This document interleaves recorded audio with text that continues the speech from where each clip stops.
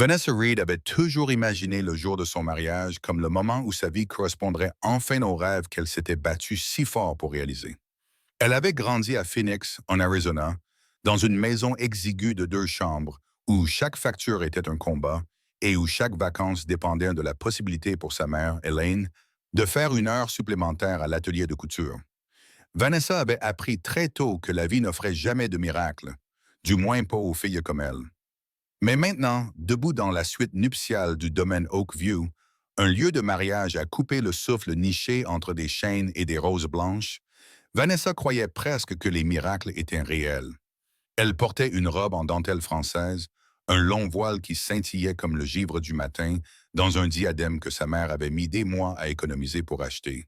Son reflet ressemblait à celui d'une femme d'un autre monde. Confiant, élégant, profondément aimé. Du moins, c'est ce qu'elle pensait. 20 minutes avant la cérémonie, Vanessa entendit des voix provenant du couloir qui reliait la suite nuptiale à une salle d'attente privée. La porte était entr'ouverte, juste assez pour laisser passer le son. Elle reconnut immédiatement la voix grave et raffinée. Daniel Sullivan, l'homme qu'elle s'apprêtait à épouser dans quelques minutes. Il semblait détendu, voire amusé. Puis elle entendit une autre voix qu'elle connaissait encore mieux. Mark Harris, son meilleur ami depuis le collège. Le garçon qui portait ses livres autrefois. L'homme qui l'avait soutenu à chaque rupture amoureuse. La personne en qui elle avait le plus confiance au monde. Mec, tu vas vraiment le faire? Murmura Mark d'une voix nerveuse. Daniel eut un petit rire confiant qui fit se nouer l'estomac de Vanessa. Bien sûr que oui, Vanessa était parfaite pour mon plan. Le monde s'arrêta. Vanessa se pressa contre la porte, le cœur battant à tout rompre. Elle n'en a aucune idée, n'est-ce pas? Demanda Mark, plus calmement cette fois. Aucune, répondit Daniel. Elle est tellement amoureuse qu'elle ne voit que les robes et les fleurs. C'est presque drôle. La pièce se mit à tourner. Vanessa eut le souffle coupé. Drôle. Son mariage. Son avenir. Daniel continua. Une fois marié, j'aurai un accès total aux terres de son père à Scottsdale.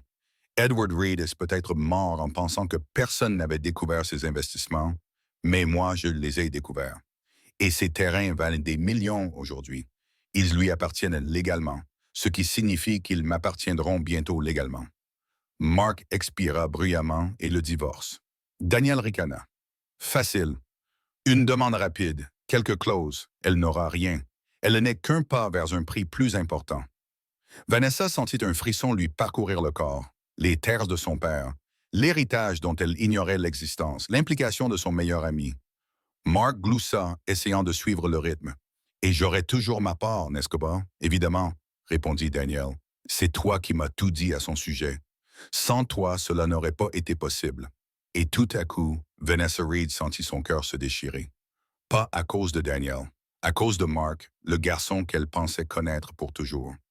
Des larmes coulaient sur son visage, estompant son maquillage. Mais elle ne les essuya pas. Elle ne pouvait ni bouger, ni respirer. C'était comme si sa vie s'était fissurée, exposant tous les espoirs naïfs auxquels elle avait cru. Puis, quelque chose se déclencha en elle. À travers la douleur, quelque chose de plus grand, de plus fort, surgit. Elle inspira profondément, calmement, délibérément. Elle ne se laisserait pas détruire aujourd'hui, ni par Daniel, ni par Mark, ni par personne d'autre. Vanessa essuya ses larmes, réappliqua son rouge à lèvres avec des mains qui ne tremblaient plus, fixa son voile, et lorsqu'elle se regarda à nouveau dans le miroir, elle ne vit plus une mariée brisée. Elle vit une femme prête à réduire toute cette façade en cendres. Sa mère entra quelques instants plus tard, tenant le bouquet de paillettes blanches. « Ma chérie, c'est l'heure », murmura Hélène en lui caressant doucement les cheveux. Vanessa serra sa mère dans ses bras, sentant sa chaleur, son amour, sa combativité. Cette même combativité qui avait permis à leur famille de survivre toutes ces années. « Je suis prête, maman », murmura-t-elle. Mais cette fois, elle voulait dire quelque chose de très différent. La cérémonie commença sous la pergola fleurie, devant des centaines d'invités élégants qui se tournèrent pour regarder Vanessa remonter l'allée. Daniel se tenait à l'autel, vêtu d'un costume bleu marine sur mesure, arborant le sourire d'un homme qui croyait avoir déjà gagné. Il tendit même la main vers elle avec une tendresse théâtrale. Vanessa retira la sienne.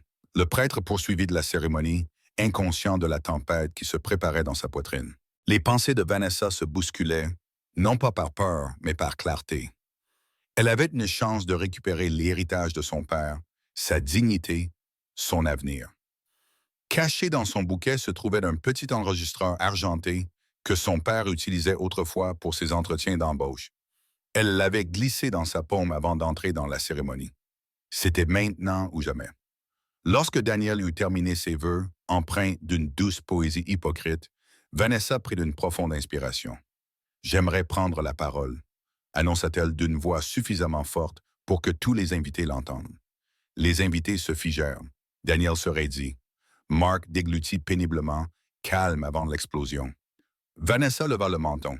« Il y a 5 minutes, dit-elle d'une voix ferme, bien que son cœur battît à tout rompre, j'ai appris la vérité sur l'homme qui se tient devant moi et sur l'ami qui se tient à ses côtés. » La foule retint son souffle.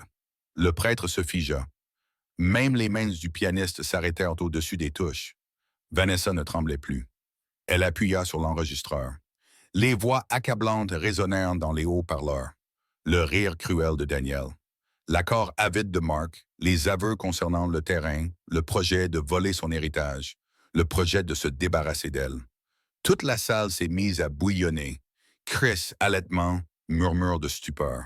Daniel s'est précipité vers elle. Vanessa s'est arrêtée. Ce n'est pas, mais elle a reculé. Pendant des années, les gens m'ont sous-estimé, a-t-elle dit. Mais aujourd'hui, je me choisis moi-même. Je choisis ma dignité et je refuse d'épouser un menteur. Quelque part dans la foule, des applaudissements ont commencé. 12 au début, puis montant en un rugissement tonitruant.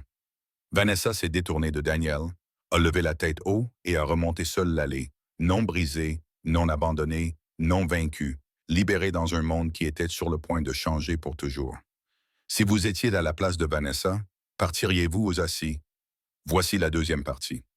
1000 mots écrits en anglais américain naturel, dans la continuité de la première partie, avec un drame accru, une profondeur émotionnelle et un ton narratif fluide pour le public américain et européen.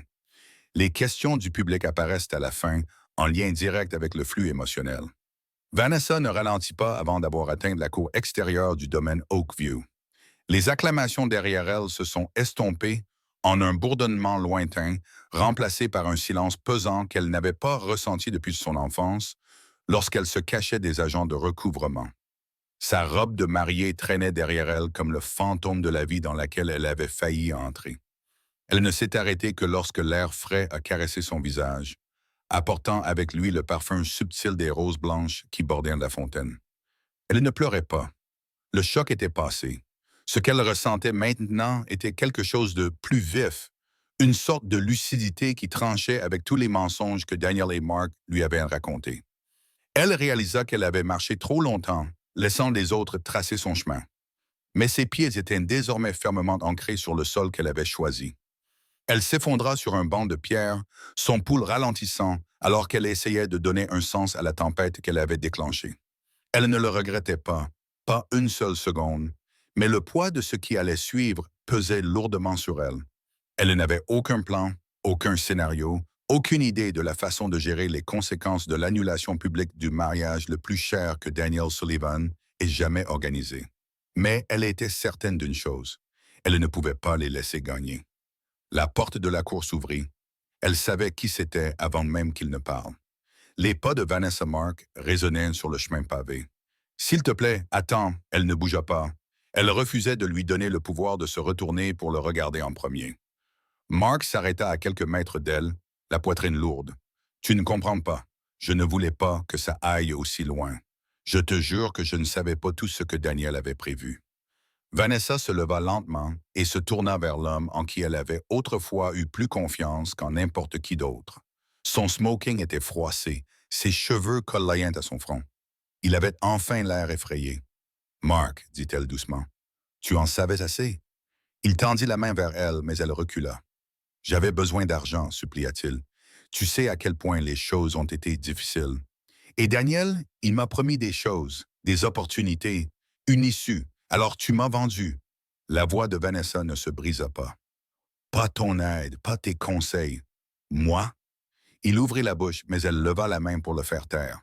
« Dis-moi honnêtement, demanda-t-elle, Si je n'avais pas entendu cette conversation, l'un de vous deux se serait-il arrêté? Mark déglutit péniblement. Son silence était sa réponse. Le vent faisait bruisser les feuilles au-dessus d'eux. Vanessa respira, se recentrant. Je ne veux pas de tes excuses et je ne veux pas de tes excuses. Tu as fait ton choix, Mark. Tu as choisi la cupidité plutôt que la loyauté et j'espère que ce que Daniel t'a promis valait la peine de me perdre. Elle passa devant lui.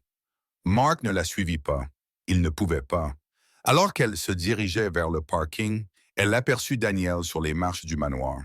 Il était entouré de partenaires commerciaux, d'avocats et même de sa mère, qui le regardait comme si elle le voyait pour la première fois. Il essayait d'expliquer son geste, insistant avec véhémence sur le fait qu'il s'agissait d'un malentendu. Mais le mal était fait. Elle pouvait le voir dans leurs yeux. Son empire avait déjà commencé à s'effondrer. Vanessa ne ralentit pas le pas. Alors qu'elle se dirigeait vers la voiture de covoiturage qui l'attendait, Daniel finit par crier son nom. Vanessa. Sa voix se brisa. Tu as tout gâché. Tu sais ce que tu as fait? Elle s'est arrêtée juste le temps de tourner la tête. Non, Daniel, tu as fait tout ça toute seule. La portière de la voiture s'est refermée derrière elle, isolant le bruit, les mensonges, le chaos. Elle a donné au chauffeur l'adresse de sa mère à Phoenix. Elle ne savait pas ce qui l'attendait, mais elle savait que c'était chez elle qu'elle devait commencer. Quand elle est arrivée quelques heures plus tard, Hélène a ouvert la porte avant même que Vanessa ne frappe. Sa mère ne lui demanda aucune explication. Elle se contenta d'enlacer sa fille et de la serrer fort dans ses bras. Vanessa laissa la chaleur faire fondre une partie de sa force, s'autorisant pour la première fois de la journée à respirer comme quelqu'un qui n'était pas poursuivi par la trahison. Hélène lui caressa les cheveux. « Je suis si fier de toi, ma chérie. Quoi qu'il se soit passé, tu as fait preuve de plus de courage que la plupart des gens n'en ont jamais. » Vanessa s'écarta, esquissant un sourire fatigué. « Je pensais que je me sentirais brisé. Mais ce n'est pas le cas. C'est étrange. »« Ce n'est pas étrange, » murmura sa mère. « C'est la maturité. » Le lendemain matin, Vanessa se réveilla tôt. Son téléphone était inondé de messages provenant d'anciens collègues, de journalistes, de parents éloignés à qui elle n'avait pas parlé depuis des années, et même d'inconnus qui l'applaudissaient pour s'être défendus. Les extraits vidéo où elle interpellait Daniel étaient devenus viraux. Et dans toutes les vidéos, elle n'avait pas l'air humiliée. Elle avait l'air inarrêtable. Mais au milieu de tout ce bruit, un message provenant d'un numéro inconnu la paralysa. « Vous ne connaissez pas toute l'histoire. Laissez-moi vous expliquer, s'il vous plaît. DS. » Vanessa fixa l'écran, sentant la tension lui parcourir les chines. Elle effaça le message sans répondre.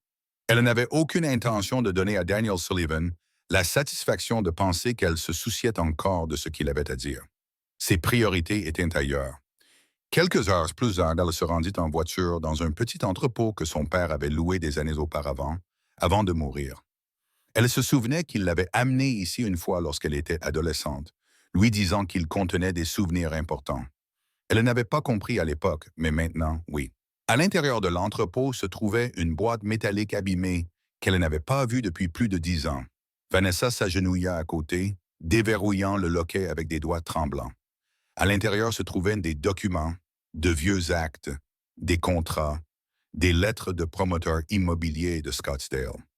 C'était la preuve que son père avait construit quelque chose de plus grand que ce que tout le monde avait imaginé. Une preuve que Daniel n'avait jamais méritée. Elle pressa une main contre sa poitrine, submergée par l'émotion. Son père ne l'avait pas laissé briser et abandonner. Il l'avait préparé. Elle passa les jours suivants à tout étudier, à rencontrer un avocat local, à découvrir la vérité que Daniel avait tenté de lui voler. Le terrain avait désormais encore plus de valeur, valait des millions, et chaque centimètre carré lui appartenait. Elle ne se contentait pas de reprendre sa vie en main. Elle en commençait une nouvelle, une vie que personne ne contrôlerait plus jamais. Elle ne le savait pas encore, mais le destin s'apprêtait déjà à mettre quelqu'un de nouveau sur son chemin. Un homme dont l'intégrité remettrait en question toutes les blessures qu'elle portait en elle. Mais cela appartenait à un autre chapitre. Pour l'instant, Vanessa Reed était en pleine ascension, et elle n'en avait pas fini. Le soleil matinal se déversait sur Phoenix lorsque Vanessa sortit du cabinet d'avocat avec les derniers documents en main. Cela semblait irréel. Après des semaines de réunions, de signatures, de négociations incessantes et de recherches qui lui avaient donné le tournis, Tout était enfin officiel. Le terrain de son père, situé à Scottsdale, d'une valeur bien supérieure à ce qu'elle avait imaginé, était désormais légalement enregistré à son nom, avec des protections que Daniel ne pourrait jamais annuler. Pour la première fois depuis le jour désastreux de son mariage, elle ressentit quelque chose qu'elle avait presque oublié, la liberté. Une liberté pure et totale. Elle monta dans sa voiture et prit un moment pour respirer. Ce n'était pas le genre de soulagement qui vous fait vous effondrer. C'était le genre qui vous redresse le dos, aiguise votre concentration et vous murmure que tout ce que vous avez enduré a enfin un sens. Elle n'était plus la même femme qui avait remonté l'allée du domaine Oakview. La Vanessa qui se tenait là avait traversé l'enfer, fermé la porte derrière elle et appris à tracer son propre chemin. Son téléphone vibra à nouveau, un autre numéro inconnu. Elle n'avait pas besoin de vérifier pour savoir qui c'était. Daniel essayait de la joindre depuis des jours.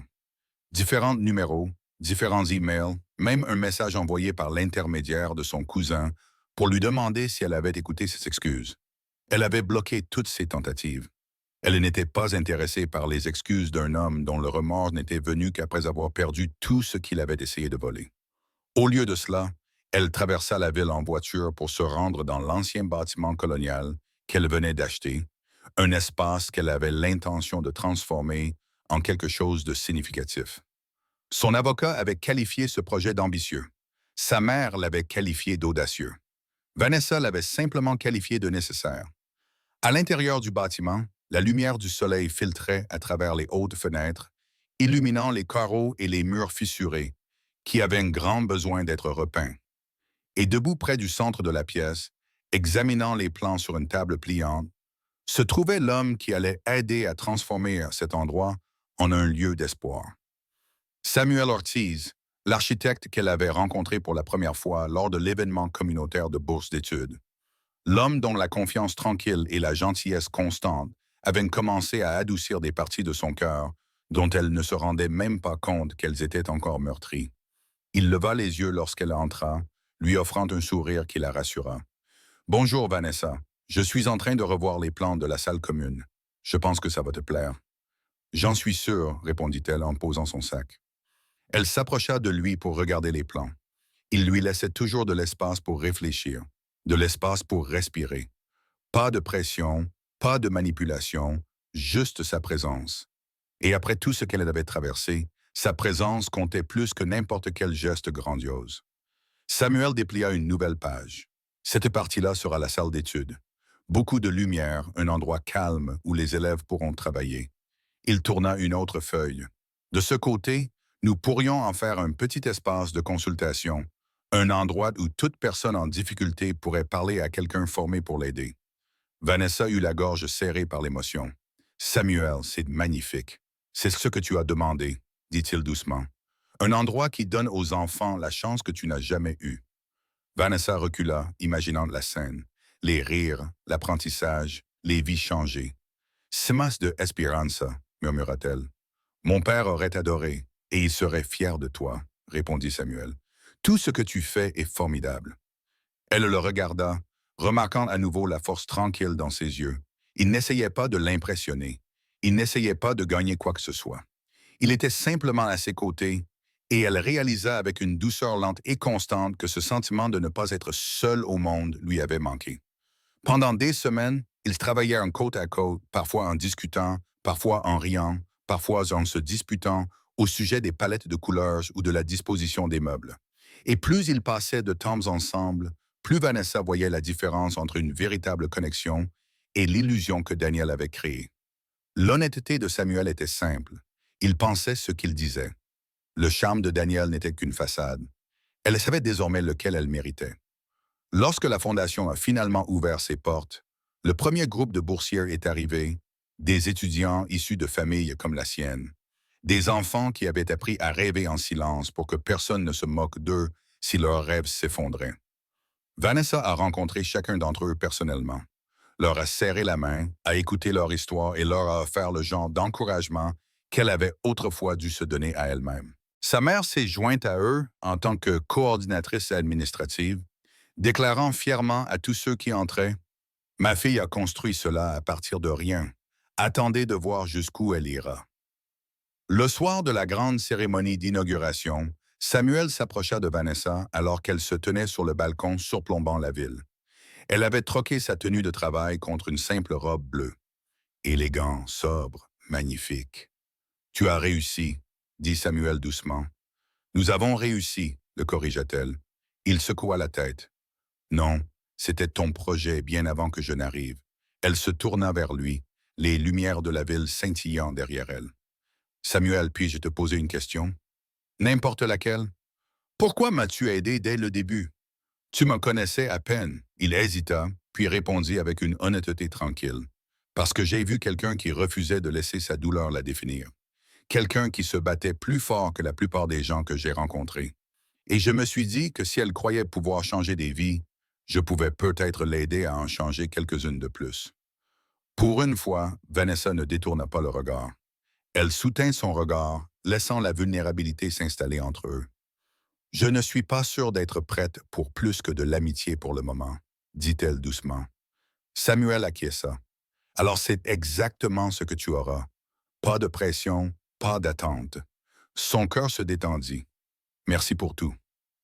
Au cours des mois suivants, leur lien continua de se renforcer lentement, naturellement, non pas sur la base de promesses, mais d'un objectif commun et d'un respect mutuel.